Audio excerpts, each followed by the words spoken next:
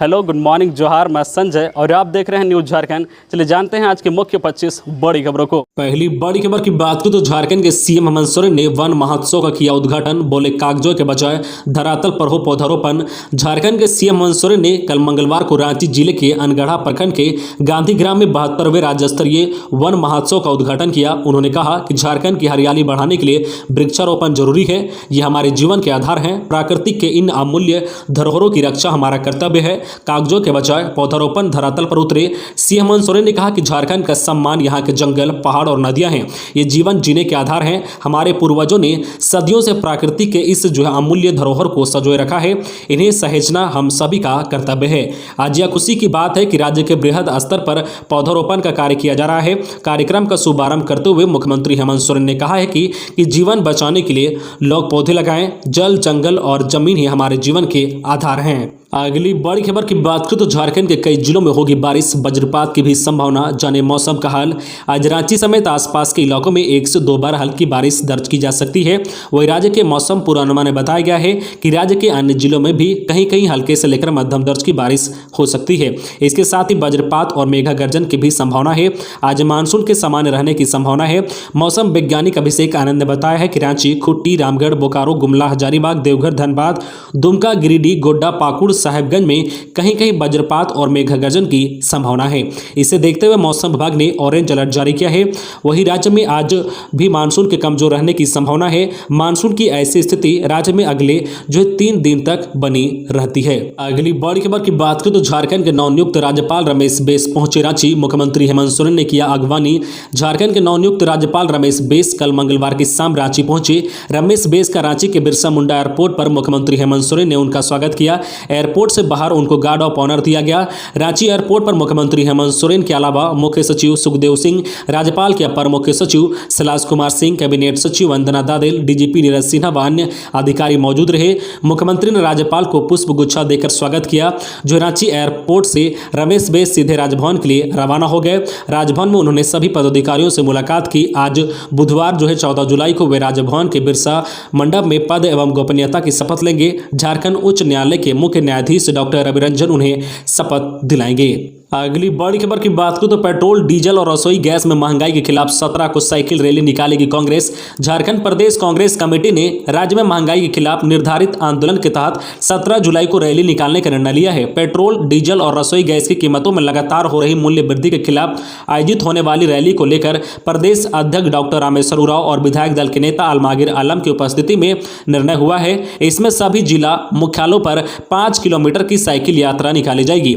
Akhil Bharatiya Congress committee के निर्देशानुसार 19 जुलाई को राज्य भर के पेट्रोल पंप पर कांग्रेस कार्यकर्ता हस्ताक्षर अभियान चलाएंगे और 28 जुलाई को राजधानी रांची में प्रदेश स्तरीय विरोध मार्चा निकाला जाएगा। खबरों में आगे बढ़ने से पहले आपसे रिक्वेस्ट है कि अगर आप चैनल को सब्सक्राइब नहीं किए हैं तो प्लीज चैनल को सब्सक्राइब करके बेल आइकन प्रेस कर दे, जिससे आपको झारखंड की हर छोटी बड़ी खबर का अपडेट आप तक पहुंचता रहे। चलिए बढ़ते हैं खबरों की ओर। अगली बड़ी खबर की बात करें तो गुमला में सर्च ऑपरेशन के दौरान आईडी ब्लास्ट, विस्फोट में सीआरपीएफ का एक जवान घायल, एयरलिफ्ट कर लाया गया रांची। गुमला जिले से 20 किलोमीटर दूर कुरुमगढ़ थाना क्षेत्र के मरवा जंगल में मंगलवार सुबह आईडी ब्लास्ट में सीआरपीएफ का एक जवान जख्मी हो गया है। सर्च ऑपरेशन के दौरान यह विस्फोट हुआ है। घायल जवान को एयरलिफ्ट कर रांची लाया गया और अस्पताल में भर्ती किया गया है। दरअसल जिला पुलिस और सीआरपीएफ जवान मरवा जंगल में सर्च ऑपरेशन चला रहे थे। इसी दौरान आईडी ब्लास्ट हुआ और एक जवान उसकी चपेट में आ गया। ब्लास्ट के बाद सुरक्षा बल के जवान माओवादियों को घेरने में लगे हुए हैं। जिले से अतिरिक्त पुलिस बल को मरवा जंगल की ओर रवाना किया गया है। पुलिस के आला अधिकारी पूरे मूवमेंट पर नजर रखे हुए हैं। सर्च अभियान जारी है। वही घायल जवान को जंगल से निकालकर इलाज के लिए रांची भेजा गया। अगली बड़ी खबर की बात करें तो दीपिका कुमारी का मेडल पर निशाना। बचपन में आम पर लगाती थी अचूक निशाना, बांस के तीर धनुष से करती थी प्रैक्टिस। प्रधानमंत्री नरेंद्र मोदी ने मंगलवार को ओलंपिक में हिस्सा लेने वाले 15 खिलाड़ियों से बात की। इसमें तीरंदाज दीपिका कुमारी भी शामिल थी। इस दौरान दीपिका कुमारी ने बताया कि उन्हें आम पसंद था और वो उस पर निशाना लगाती थी। बांस के तीर धनुष से प्रैक्टिस करती थी। दीपिका 27 जून को पेरिस में आयोजित तीरंदाजी विश्व कप में 3 गोल्ड मेडल जीतकर वर्ल्ड रैंकिंग में पहले पायदान पर पहुंच गई है। झारखंड की राजधानी रांची में जन्मी दीपिका कुमारी ने देश ही नहीं विदेशों में भी जो अपने राज्य का नाम रोशन किया है। जो गरीबी में अपना बचपन बिताने वाली दीपिका के पिता रांची में ऑटो चलाते हैं। दीपिका ने कई प्रतियोगिताओं में निशानेबाजी प्रतिस्पर्धा में पदक जीते हैं। बिल्कुल निचले पायदान से निशानेबाजी के खेल में शुरुआत करने वाली दीपिका आज अंतर्राष्ट्रीय स्तर की शीर्ष खिलाड़ी में से एक है। अगली बड़ी खबर की बात करें तो सड़क हादसे में 3 युवक की मौत। एक ही बाइक पर बिना हेलमेट लगाए 4 युवक थे सवार। ट्रक ने सामने से मारी टक्कर। एक गंभीर। गिरिडीह डुमरी मुख्य मार्ग बदडीहा स्थित कांको नदी पुल पर ट्रक और बाइक के बीच जोरदार टक्कर से बाइक में सवार 3 युवक की मौके पर ही मौत हो गई है। वहीं एक गंभीर रूप से घायल हो गया है। चारों युवक बिना हेलमेट पहने एक ही बाइक पर सवार होकर जा रहे थे। इस दौरान सामने से आ रही ट्रक ने उन्हें जोरदार टक्कर मार दी। इधर हादसे के बाद ड्राइवर ट्रक को मौके पर छोड़कर भाग निकला है। टक्कर की आवाज सुन आसपास के लोग जब घटनास्थल पर पहुंचे तो 3 युवक की मौके पर ही दर्दनाक मौत हो चुकी थी। वही एक युवक गंभीर रूप से तड़प रहा था। लोगों ने तुरंत ही एम्बुलेंस व स्थानीय पुलिस को खबर किया। जानकारी के अनुसार चारों युवक पीराटांड थाना क्षेत्र स्थित भारतीय चलकारी कसियाडी गांव के निवासी हैं। अगली बड़ी खबर की बात करें तो अगले महीने से शहरी क्षेत्र में जमीन फ्लैट की कीमतों में 10% तक की बढ़ोतरी। प्रॉपर्टी की खरीदारी करने वालों को अगस्त महीने से जेब पर पहले से अधिक भार पड़ेगा। राज्य सरकार शहरी क्षेत्र की जमीन एवं फ्लैट की कीमतों में 5 से 10% तक की बढ़ोतरी करने जा रही है। रांची नगर निगम क्षेत्र के 53 वार्डों में जमीन की कीमत में 5 से 10% तक की बढ़ोतरी हो सकती है, जबकि ग्रामीण क्षेत्र की जमीन की कीमतों में कोई बढ़ोतरी नहीं होगी। कीमत बढ़ने से शहरी क्षेत्र की जमीन एवं फ्लैट की रजिस्ट्री भी नई दर पर होगी। इसका सीधा असर प्रॉपर्टी की खरीदारी पर पड़ेगा। राज्य सरकार ने हर 2 साल में जमीन की कीमत बढ़ाने का फैसला लिया था। इसी के तहत 2 साल के अंतराल के बाद शहरी क्षेत्र की जमीन व फ्लैट की कीमतों में बढ़ोतरी की जाएगी। अगली बड़ी खबर की बात करें तो नहीं रहे क्रिकेटर यशपाल शर्मा। खेल ही नहीं राजनीतिक जगत में भी शोक। सीता ने 1983 विश्व कप का बताया हीरो। भारतीय क्रिकेट टीम के सदस्य और सिलेक्टर रहे यशपाल शर्मा नहीं रहे। उनका 66 साल की उम्र में दिल का दौरा पड़ने से मंगलवार की सुबह निधन हुआ। शर्मा 1983 विश्व विजेता भारतीय टीम के सदस्य रहे। उनके निधन से देश भर के साथ झारखंड के क्रिकेट प्रेमियों में भी शोक की लहर दौड़ गई है। जो क्रिकेटर के इतर राजनीतिक और अन्य क्षेत्र के लोग भी शोक व्यक्त कर रहे हैं। झामो की महासचिव और जामा की विधायक सीता सोरेन ने ट्वीट कर शोक व्यक्त किया है। पूर्व भारतीय क्रिकेटर यशपाल शर्मा जी के निधन के बारे में सुनकर दुख हुआ। वह 1983 विश्व कप जीत के नायकों में से एक थे। ईश्वर शोक संतव्य परिवार के सदस्य, प्रशंसकों और अनुयायियों को सहन शक्ति दे। अगली बड़ी खबर की बात करें तो देवघर से विमानों को उड़ान भरने के लिए जल्द तय होगा रूट। देवघर एयरपोर्ट से उड़ान भरने वाले विमानों को लेकर केंद्रीय नागरिक उड़ान मंत्रालय से इंडिगो, स्पाइसजेट और एयर एशिया से बातचीत चल रही है। पखवाड़े के अंत तक स्पष्ट हो जाएगा कि देवघर एयरपोर्ट से कहां के लिए कौन कौन सी एयरवेज उड़ान भरेगी। मौसम का साथ मिला तो 31 अगस्त तक हवाई अड्डे का सिविल वर्क पूरा हो जाएगा। एयर ट्रैफिक कंट्रोल तथा IT का काम तेजी से जारी है, जबकि टर्मिनल का काम अंतिम अवस्था में है। एयरपोर्ट के अंदर एयर स्ट्रिप से टर्मिनल तक की सड़क बन रही है। संभावना है कि एयरपोर्ट का सिविल वर्क पूरा होने के साथ ही केंद्रीय नागरिक एवं उड़ान मंत्रालय आमजन के लिए हवाई सेवा शुरू कर देगी। अगली बड़ी खबर की बात करें तो झारखंड के 19 लाख किसानों को KCC मुहैया कराएगी सरकार। बादल।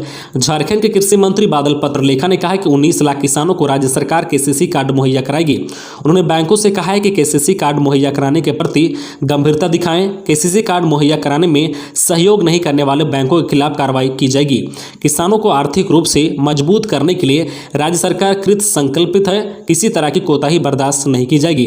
कृषि मंत्री दुमका जिले के जरमुंडी प्रखंड सभागार में कृषक मित्रों को संबोधित करते हुए कहा है कि राज्य में किसानों को KCC की सुविधा से आच्छादित करने के लिए तेजी से काम हो रहा है। अगली बड़ी खबर की बात करें तो गैर अनुसूचित 11 जिलों के शिक्षक अभ्यर्थियों ने सचिवालय के मुख्य द्वार को किया जाम। गैर अनुसूचित 11 जिलों के शिक्षक अभ्यर्थियों ने झारखंड सचिवालय का मुख्य द्वार जाम कर दिया। लगभग 300 अभ्यर्थी हाथों में पोस्टर बैनर के साथ दरवाजे पर नारा लगाते हुए खड़े हुए और अपनी नियुक्ति की मांग करने लगे। उन्होंने हेमंत सोरेन के खिलाफ नारे लगाए। मौके पर सुरक्षा बलों ने उन्हें वापस जाने को कहा। थोड़ी धक्का मुक्की भी हुई, लेकिन अभ्यर्थी नहीं माने और द्वार के पास ही बैठ गए। कुछ देर के लिए गाड़ियों का आवागमन प्रभावित हुआ, लेकिन फिर अभ्यर्थी गेट से हटकर जो पास में बैठने को राजी हुए। अभ्यर्थियों में से 2 लोग शिक्षा सचिव से मिलने के लिए भी गए। इधर जो गेट जाम कर रहे अभ्यर्थियों की मांग थी कि विभागीय अधिकारी उनसे आकर बात करे और नियुक्ति से संबंधित लिखित आश्वासन दे, लेकिन जो है शाम तक ऐसा नहीं हुआ। मुख्यमंत्री भी मंगलवार को मंत्रालय नहीं पहुंचे। जो इस बीच लगभग आधे घंटे तक अभ्यर्थी गेट पर खड़े होकर नारेबाजी करते रहे। जो बता दें कि सुप्रीम कोर्ट ने इस मामले में अभ्यर्थियों के पक्ष में फैसला दिया है। अगली बड़ी खबर की बात करें तो बिना लाइसेंस के मीट मछली की दुकान चलाने वालों से दंड वसूले उपायुक्त। लोहरदगा जिला परामर्शी समिति एवं खाद्य सुरक्षा की बैठक मंगलवार को उपायुक्त दिलीप कुमार टोपियो की अध्यक्षता में हुई, जिसमें उपायुक्त ने खाद्य सुरक्षा पदाधिकारियों को निर्देश दिया है कि होटल व रेस्टोरेंट में परोसे जा रहे भोजन की नियमित जांच करें। डायरिया व मलेरिया जैसी बीमारियों के आगमन का अभी समय है, ऐसे में नियमित जांच जरूरी है। हाट बाजारों व शहरी क्षेत्र में अवस्थित होटल की मिठाई के साथ साथ दुकानों में खाद्य सामग्री की जांच की जाए। कोई भी होटल संचालक जले हुए तेल का इस्तेमाल दोबारा नहीं करे। उपायुक्त ने कहा है कि बिना लाइसेंस के मीट, चिकन, मछली, अंडा आदि की बिक्री ना हो। बिना लाइसेंस के या कारोबार करते कोई पाया जाता है तो उससे दंड वसूला करें। साफ सफाई का अनुपालन कराएं। जो दंड नहीं देते हैं उनकी दुकान को सील करने की कार्रवाई की जाए। अगली बड़ी खबर की बात करें तो देश में पिछले 24 घंटे मिले 30,818 नए मामले।